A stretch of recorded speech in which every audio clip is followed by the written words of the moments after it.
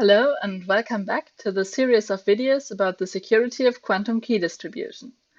Last time, we began our discussion of quantum key distribution protocols with the study of prepare and measure protocols. This time, we want to talk about a different class of protocols, namely entanglement-based ones. So recall from last time that a quantum key distribution protocol is divided into two parts. We have the quantum transmission phase and the classical post-processing. So far, we have only concentrated on the quantum transmission part. And here, we can do this part either with a prepare and measure protocol that we have discussed in the last video, or we can use an entanglement-based protocol, which we will talk about today. The idea behind entanglement-based protocols is the following. Alice and Bob have access to a source, which is denoted S here in the picture, that distributes quantum states. There are no conditions on this source, so it can, for example, be in Alice's lab and she distributes the quantum states among her and Bob. It can also belong to some third friendly party, which is traditionally called Charlie, who distributes quantum states to Alice and Bob, but it can also be under Eve's control.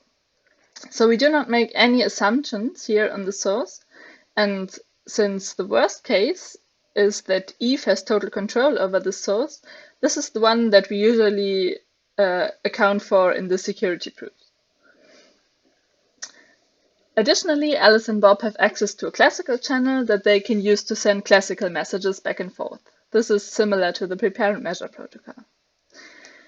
Here, as I already said, we assume that Eve has total control over the source, and as in the prepare and measure version, she also can listen to the communication that is done over the classical channel. She cannot change this communication, but she can listen to all of it. Okay, so we now want to look at examples of entanglement-based protocols to understand the structure of these protocols. The first protocol we want to talk about is the so-called Ekert protocol. It was invented by Arthur Ekert in 1991, and it uses maximally entangled states to generate a key. So the idea here is the following. If the source distributes maximally entangled states to Alice and Bob, and they can actually verify that they have maximally entangled states, then it is impossible for Eve to have any information on the state. This is due to the monogamy of entanglement. If two parties share a maximally entangled state, then a third party cannot have any entanglement with that state. So the state of the system Alice, Bob, and Eve is always in a form that Alice and Bob share a maximally entangled state, and Eve's state is in a product state with them. But of course, in practice, if Eve interacts with the state, Alice and Bob will not end up with maximally entangled states, so they will have to find a way to check how much Eve has interacted with the state. We will see how that works. First, we have to specify the measurement operations that Alice and Bob can do. So they are best depicted in the XZ plane of the Bloch sphere. And here you can see, so the horizontal axis here is the x-axis and the vertical axis is the z-axis. So the measurement operations that Alice and Bob can do are the following. On the left-hand side, we have depicted Alice's operations, and on the right side are Bob's. And here you can see A2, or let's start with A1. It's aligned with the z-axis, so this is a z measurement, A2 is an x measurement, and A3 is a linear combination of both. So it is 1 over the square root of 2 z plus x. You can also define this with angles between the measurements, and then the angle between A1 and A3 would be pi over 4, and the angle between A3 and A2 would also be pi over 4. In Bob's case, we also have the z measurement. Then we have another linear combination of z and x, namely 1 over square root of 2 z minus x. And we have the linear combination 1 over square root of 2 z plus x. As you can see, there are two measurements on Alice and Bob's side which are the same, namely the A1 and B1 are both z. and A3 and B3 are both the linear combination Z plus X. So if Alice and Bob choose these pairs of measurements, they can use them to generate a key. Because then they measure in the same basis and they know that they have completely anti-correlated qubits, so they can agree on a key bit. But as I mentioned before, they also have to check how much information Eve has on the state, because they need to be sure, or they need to estimate if their shared state is a maximally entangled state, or how far away from a maximally entangled state it is. So they need to test it. And they use the other measurement directions for this. So they use the test pairs A1B3, A1B2, A2B3, and A2B2 to test how much information Eve has. And they do this by using the so-called CHSH inequality. So let's first derive this inequality for classical random variables, which are denoted A1, A2, B3, and B2. This is like exactly the notation we have for the measurement directions, but now we first assume they are classical random variables, and all of them can take realizations +1 and -1, both with equal probability. So when we calculate the following term, which is A1 times B3 plus B2, plus A2 times B3 minus B2, then you can easily check that this is either +2 or -2. You simply put in all the possible realizations, and you always get either +2 or -2. We can then take the expectation value of this and the absolute value, and you can see that this is always less or equal to 2. And since the expectation value is a linear operation, we can put it individually among all the products. So just a short reminder, the expectation value in the case where the realizations are all equally probable is defined as 1 over the number of realizations, which is 2 in our case, times the sum of all the realizations. And then the resulting inequality is the CHSH inequality. We denote it S, and S is now the CHSH value, and this is always less or equal to 2 in the classical case. We now go to the quantum case. So we now have quantum observables A1, A2, B3, and B2. Just keep in mind that in the classical case, S is always less or equal to 2. And in the quantum case, the expectation value is defined as the trace over the tensor product of the measurement operators, here AI and BJ, times the state rho that we apply them on. So just a short example, in the case of the Ekert protocol, if we want to calculate the expectation value of A1 and B3, which A1 is Z and B3 is 1 over square root of 2 times Z plus X, and we want to calculate the expectation value with respect to the state psi minus that we use in the protocol, then the calculation goes as follows. You just put everything in, and if you actually write things down and carry out the calculation, you can verify that the result of this is minus 1 over the square root of 2. If you now do this for all the expectation values that appear in the definition of the CHSH value S, as it is written down here. So if you do the calculation for all the 4 terms, then you will see that the result is 2 times the square root of 2. And this is now bigger than 2. So this violates the classical CHSH inequality. And actually, it is, so S is always 2 times the square root of 2 if you have a maximally entangled state. So if Alice and Bob do the checkup with these pairs of measurements, then and they find that the result is 2 times the square root of 2, then they know that Eve has no information. If they get a value of 2 or less than 2, which would be the classical regime, then they know that there's no entanglement left in their state, and then it's basically hopeless to generate a key with that. But if they have a value between 2 and 2 times the square root of 2, then they can use like classical post-processing to turn this partially correlated and partially secret key into a secure key. So this is what they want. To continue the protocol, they always want a value of S that is greater than 2. Okay, let's now go through the whole protocol step by step to sum up what we have discussed before.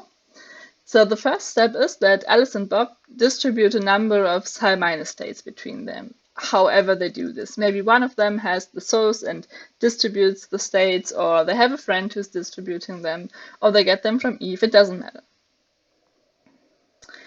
Then for each state, Alice and Bob randomly choose a measurement from their respective sets of measurements, and they announce the basis they chose.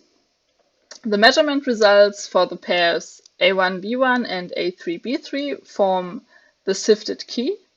Here, the key is sifted because this step that we had in the prepare and measure protocol, where Alice announces the basis and Bob compares it to his basis choice, and then they discard the bits where they chose different basis states. This is exactly this part. So they only use the results where they have chosen the same basis for the sifted key, but they don't discard the other results. They use them to test.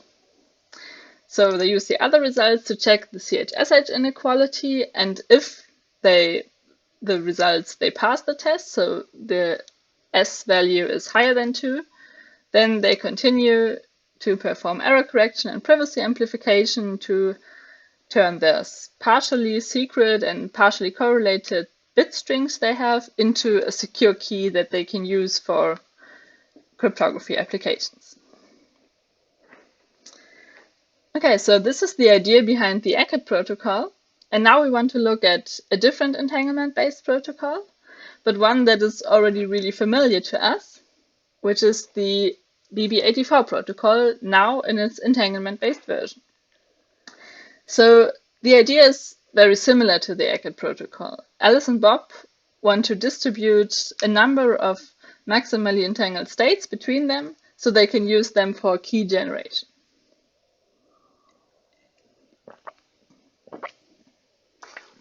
So here they want to distribute m pairs of the phi plus state that we know very well. Because if they have if they are sure that they have this phi plus state, this maximally entangled state, then they can simply use it, they can simply measure it and use the results for the key generation. The hard part is to distribute perfectly maximally entangled states. And here they use certain quantum error correction codes that are called Calder-Bank-Shor-Steen codes. We don't go into much detail about these codes here, but if you are interested in these codes, you can watch a separate video that I made that is only talking about these kind of quantum error correction codes. But for the purpose of this video, it is not necessary to understand all the details, so I will just tell you the rough idea. To construct the Calder-Bank-Shor-Steen code, you need to take two classical error correction codes, denoted C1 and C2, where both of them can correct T errors. And you use them to construct a quantum error correction code that encodes m qubits into n qubits. Of course, n has to be bigger than m here. And this quantum error correction code can then correct up to T qubit errors. Okay, we don't talk about how this actually works here. We just assume Alice and Bob have access to these kind of error correction codes. The protocol then goes as follows. First, Alice creates two n-qubit pairs where each qubit is in the phi+ state. She randomly selects n of these qubits that will later be used to estimate the errors in the qubit pairs. So they need to know how much damage was done to the phi+ states.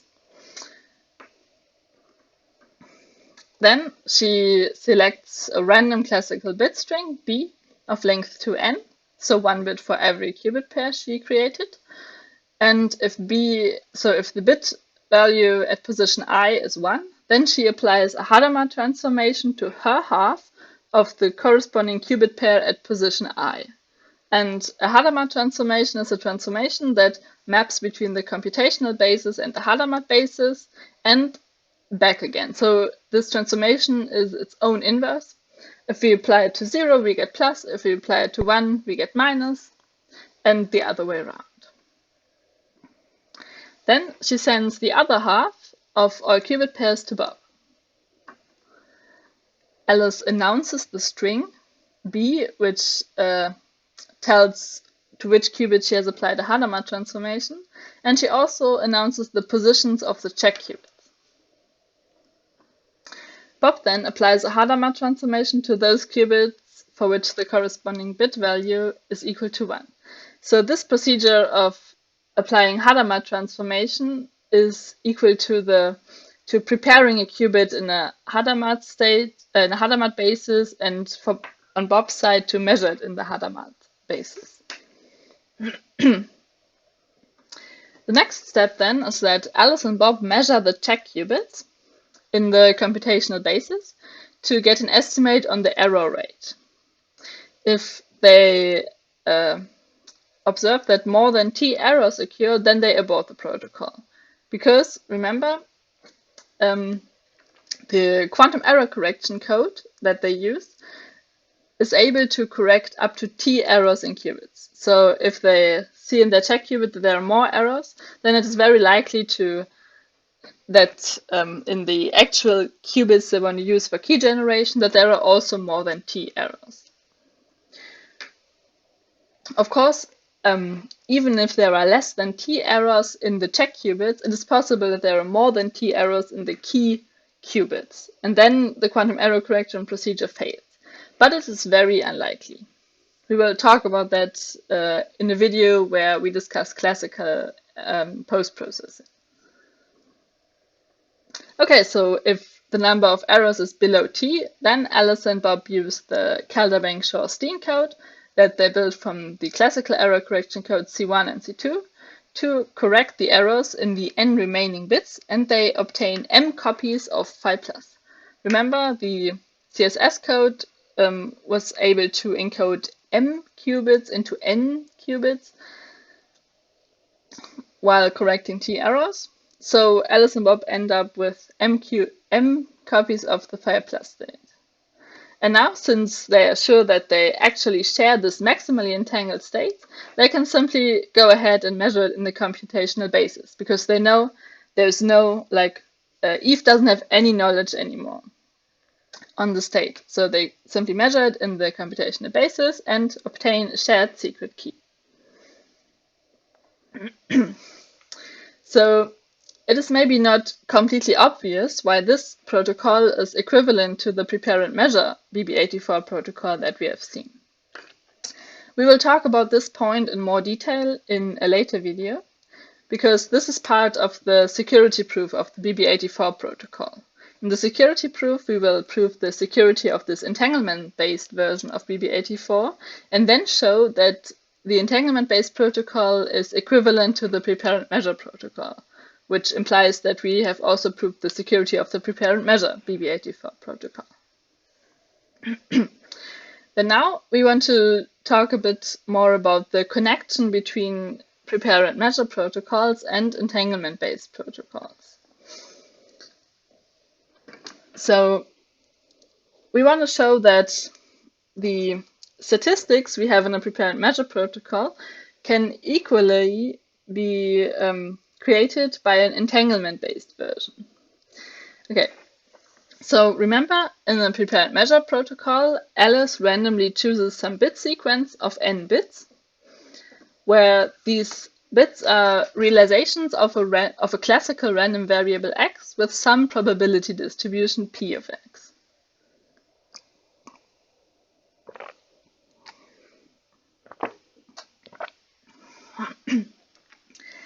She then encodes these classical bits into quantum states, phi x1 to phi xn, and she sends these quantum states over to Bob. Bob's role in the prepare and measure protocol is simply to receive and measure the state he got from Alice. But there's an alternative way to get the same result, and this alternative way is basically an entanglement-based protocol.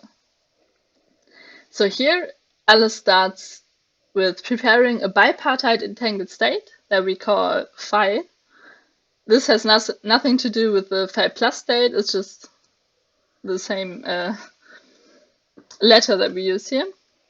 And this bipartite entangled state is defined as, on Alice's side, she has a quantum state which is labeled x, where the states x form an orthonormal basis for Alice's system.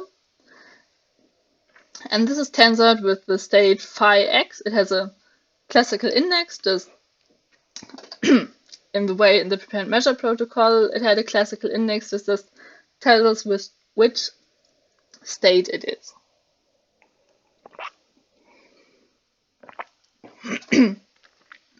Okay, and these tensor product states are weighted with the square root of the probability distribution.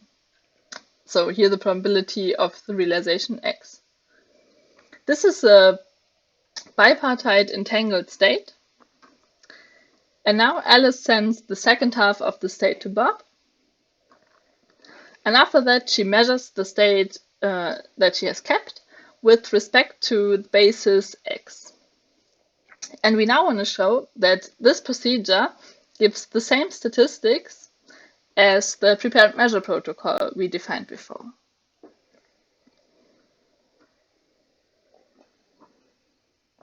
Okay, so on Alice's side, we're interested in the probability of obtaining an outcome y. In the prepare and measure protocol, this is given by the probability distribution of the classical random variable. So it's simply px of y. In the entanglement-based version, we can also calculate this probability by using the measurement that corresponds to the outcome y. So the POVM element that represents this outcome y is the Cat-Bra y tensor, the identity on Bob's system. And here I have left all the subscripts with A and B, because I think it is obvious which part belongs to Alice and which one to Bob. If you do this calculation, so if you put in the definition of the phi state, then we get some square roots with probabilities, and we also get two delta functions, one of x and y and one of y and x prime, which means that here on the right side, the phi x and phi x prime is simply 1, and the sum vanishes, and in the end, we simply get the probability of y, which is the same as in the prepare and measure protocol. On Bob's side, we're interested in which state he receives if Alice's bit is y. So in the prepare and measure protocol, this is easy. It's simply phi with an index y. And in the entanglement-based protocol, we can calculate the state after Alice has measured y on her side. So the state after the measurement is given by this. We apply the measurement to phi and normalize it with the square root of the probability of y. And if we put in the definition of phi, we get this expression. We again get a delta function here of y and x, which removes the sum. And then we have the probability, the square root of probabilities cancel each other out, and in the end we have the state phi tensor, we have the state y on Alice's side tensor the state phi y on Bob's side. So Alice has obtained the outcome y, and Bob gets the state phi y, which is exactly the same as in the prepare and measure based protocol. So in this sense, we can obtain the same kind of statistics on the protocol either with a prepare and measure based version or with an entanglement based protocol. But of course, in practice, it is not that easy. It's not a trivial task for Alice to create exactly this quantum state that I described earlier. And of course, again, we have the problem if she distributes this to Bob, then errors occur and noise in the channel and Eve's interaction. But mathematically, we can achieve the same statistics with both of these descriptions. We have now seen some examples of entanglement-based protocols, and we have also seen the connection between prepare and measure and entanglement-based protocols. This concludes our discussion of the quantum transmission phase of a QKD protocol. At the end of this quantum transmission phase, Alice and Bob both have a bit string, and these two bit strings, they are in general partially correlated and partially secure. So Eve usually has some knowledge on the bit strings. And in the next video, we want to talk about classical post-processing. So we want to talk about how to estimate the errors in the bit strings, and then how to correct the errors, and how to remove Eve's information on the bit strings. Of course, each of these steps will use parts of the bit string. So if they start with, I don't know, 1,000 bit strings after the quantum transmission phase, then they will end up with a lot less bit strings in the end, maybe 50, I don't know. But a goal, of course, is to keep this amount of bits they have to use for the classical post-processing as small as possible, because they want to get as much secure key out of the protocol as possible. So we will discuss some of the standard techniques and some of the problems that arise in the next video. So thank you for watching. I hope you enjoyed it, and I hope to see you next time.